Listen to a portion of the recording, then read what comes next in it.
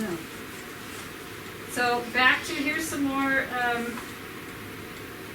about that, I have two pictures of that, but anyway, here's a better picture of the, this is a 10 stamp mill. That's what they look like. So and you want to have it enclosed because of weather. So Johnson owns a 10 stamp mill. So that means that if you didn't own a stamp mill, you could bring your ore and have it taken care of there. So and things are just rotten between he and Johnson, but apparently Johnson has brought his ore to the stamp mill, and then things have deteriorated so much that Johnson tells Donahue that he is not allowed to go in the stamp mill to retrieve his ore. Yeah. So this, and so this is we're jumping up to 1896, when things just really get kind of crazy. Yes. Can I just add just something? Sure. To this? For those of you who have never seen a stamp mill, there's still a few laying around down in California in particular, out in the desert. We have gone and looked at a couple of them. Anyway, they're still down there. And down at the bottom there, that bottom row, the big springs, big coil springs, like car springs almost. And that's what would give the momentum. Yes. Yeah. Big, huge coil springs down there. And that's what makes this stamp go up and down. It's got a cam on it also there that makes the thing go up and down. Those rods are big, thick things, and they're smashing up and down when it's working, and smashing the ore that's put into it down there at the bottom. And they say these things would run 24 hours a day, and they were not quiet. They were quite noisy. So what power? So they would try to do it. They could either do it by a stream, so they have water power, or steam. So. I have a comment about the stamp mill too. On 97, where the sign is, Yeah. that says this was the town of Blewett, across the street to the west are the remnants of the stamp mill. And I saw a picture of that, and I thought I had it in here, but so yeah, that's very cool. I didn't know if it was still there or not. Yes, there's quite a bit there, and I'm sure they ran by water because you can see the remnants of the pipes That went through that brought the water down. Awesome, very awesome. Okay, so here's some guys hanging out in Blewett, the town of Blewett. You can see there's an ore car there. So here it is. It's June 5th, 1896, and that morning there's some kind of an altercation between Donahue and Johnson's son William, and it sounds like Johnson cut off the water to one of the flumes when the son was there, and told him if he didn't get out of there, he was going to kill him. And so, who knows Johnson's state? Why he snapped, but boy did he ever. So Johnson, who's been a judge, Johnson has been a mayor, a city councilman, has owned the grandest hotel in Ellensburg, who's owned several sawmills, not just the one, and all of these things. Johnson pulls out his gun and he goes and he finds Donahue, who's driving his wagon with his ore that he got out of the stamp mill that he wasn't supposed to be in, and he shoots him 6 times. So there's no way you can say this was an accidental shooting. And there's witnesses, and so they shoot him. They're at least, they find 2 bullet holes in legs and one that goes, through his chest, so it kills him. So then Johnson goes and turns himself in, and says, I did it. But here, and I know I'm going way over, but just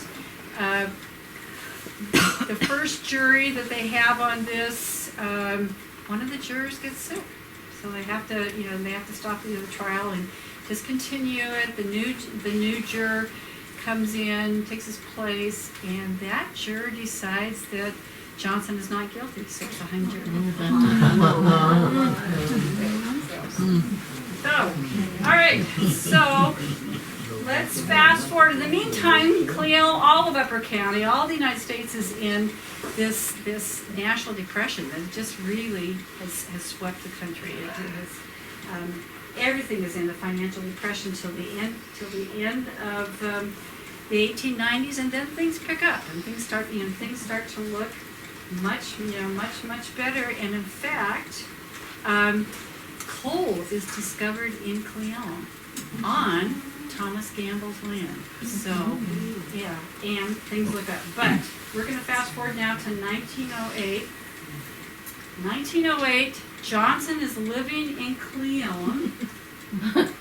He has an office. So Lynda and I are debating. We're not sure if, what kind of office. It was might have been an insurance office or something, but he's in an office, and this guy right here, Frank Bryant, a much younger version of Frank Bryant, comes in, and there's some kind of a bill involved in that, and so Johnson and Bryant have a disagreement about it, and Johnson hits him over the head with a cane or a club of some kind. They go out into the street, and then Bryant hits him back with it, and then Johnson pulls a gun.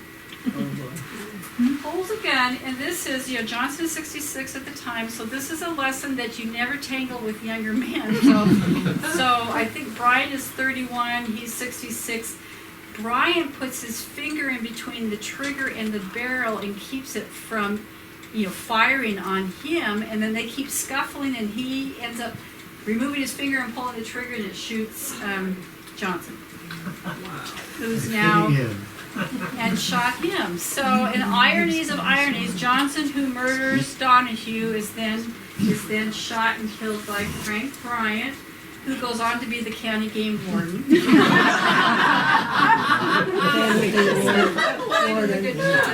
might, I don't know. There might, I don't know. So, and while he's game warden is when they started the Weenus elk herd, which is the biggest elk herd in the state. So, but there's all kinds of witnesses, and so they have a coroner's jury, and they say it was totally justified. So Bryant walks away, and Johnson, who has a wound in his abdomen the size of a fist, is a goner. So he dies.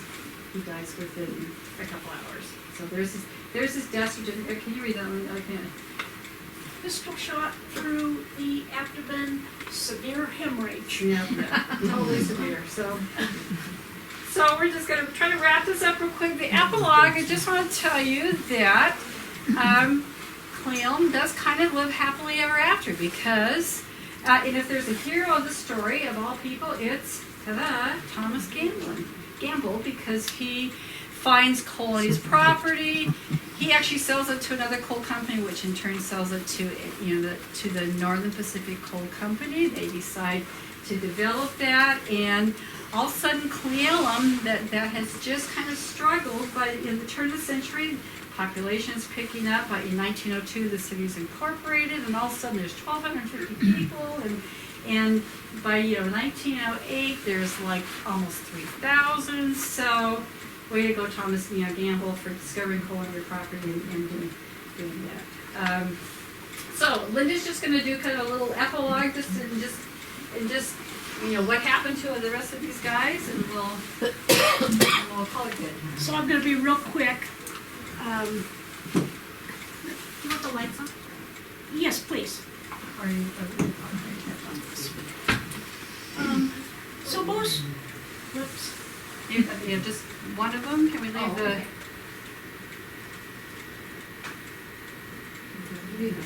The other one.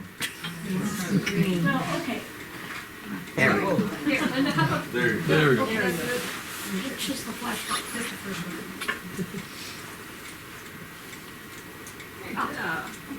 Okay, so I'm just going to be real quick. Sue has covered most of the lives of these guys, but just kind of a follow-up story to most of them. Thomas Johnson, well, we know what happened to him. He got shot in 1908. over that small little bill, and I don't know, maybe that was just kind of fate that he'd gotten off the first time for his murderous activities, and comes around, what goes around comes around. Walter Reed, born in Scotland, comes over in 1850 and does some coal mining back in the east. He served in Pennsylvania in the Civil War, and that was what entitled him to preemption soldiers' claims out in the West. And so that is what he did to claim area that later became Cleella. Thomas Gamble also came out from Pennsylvania, and he settled in Cleella in 1883. Again, he also had a claim that he made, and his area was the more east end of Cleella, which was the Hazelwood addition. So that was what he turned his claim into. He platted it. I'm going really fast. Another thing about Thomas Gamble. He was 78 years old when he got married for the first time to Margaret Harbison from Pennsylvania. So I'm not sure whether he just called her. I have no idea how she got out here. But I have to say about Thomas that he was included in the bachelors that took out an ad in the Teanaway Bugle, and it said, "Partners wanted, must be female, beauty no object." After roaming around this cold, cheerless, and unsympathetic world for many years with nothing to love, no one to caress us, we, the undersigned old bachelors, have at last settled down on lovely ranches in the charming valley of the peerless Teanaway. All that is wanted to complete happiness are partners of female persuasion. No capital required and but few questions asked. Women of uncertain age and questionable beauty acceptable, providing that they can otherwise pass examinations. Sound teeth and strong constitutions are the essential requisites. So he had signed that earlier, but whatever possessed him to get married at 78 for the first time, we'll never know. And when he died, in 1907, he had been ill for a couple of years. He'd had a couple of strokes, and his body was shipped back to his hometown in Pennsylvania. Now, Peter Kirk, Sue talked a lot about his escapades with trying, the ore and getting it over. He was being sponsored by Hunt, who was the editor of the Seattle PI, because he, coming from England and had several generations of family that had been creating sawmills and running them in Derbyshire, England, he wanted to carry on that tradition. But he needed a sponsor because he was an alien. It was going to take him 5 years to become a citizen, and he didn't want to wait around for that. Plus, he wasn't real sure of all the ramifications. At any rate, Hunt sponsored him. He was getting all sorts of sponsors, investors, so to speak, and they came in, this was going to be the greatest sawmill in the West. It was going to, Huh? I'm sorry, they had a steel mill in the West. They were gonna be serving the Far East, all of South America. They had great plans.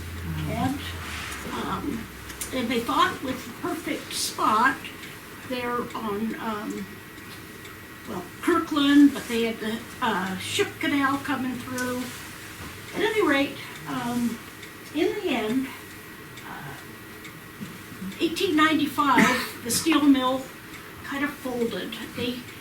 At that point, they had been expecting some backers from England, but what was going on over there was that the government was threatening to take charge of all of the steel companies or anything to do with steel.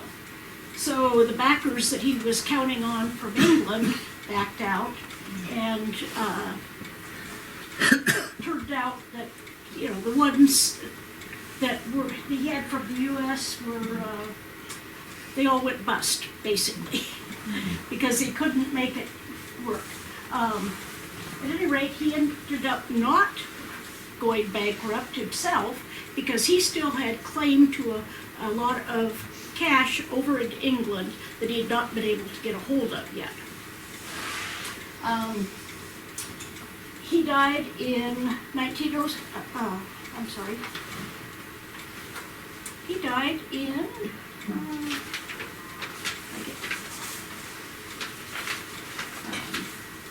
He died in Friday Harbor at their summer home in 1960. Quite a.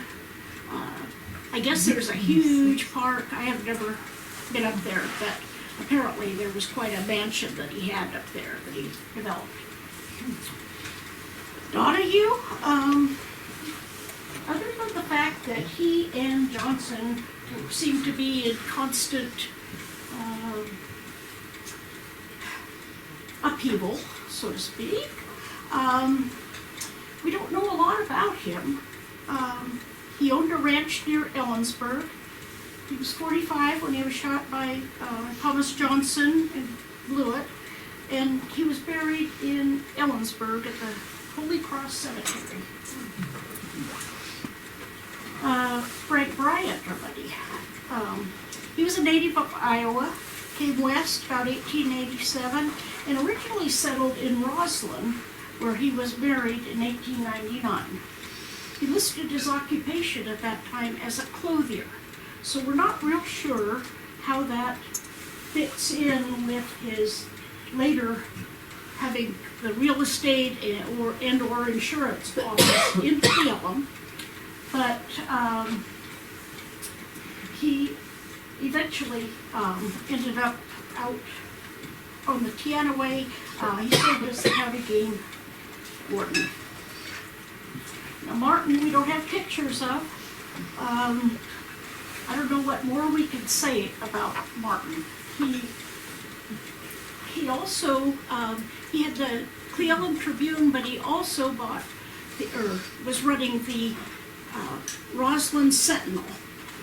And he retired from that in 1895, and one article said he was going to Colorado Springs, but somehow he ended up back up here in this area, up in the Okanagan area. I think he needed to move on, I guess. August Sasse originally ran a cookhouse for the railroad crews building the railroad through Cleveland. Later, he managed the Reed House for a while. By 1920, he had moved to Seattle and then to Kirkland. He died in 1922 at the Northern State Hospital in Cedar Woolley. And Theron Stafford.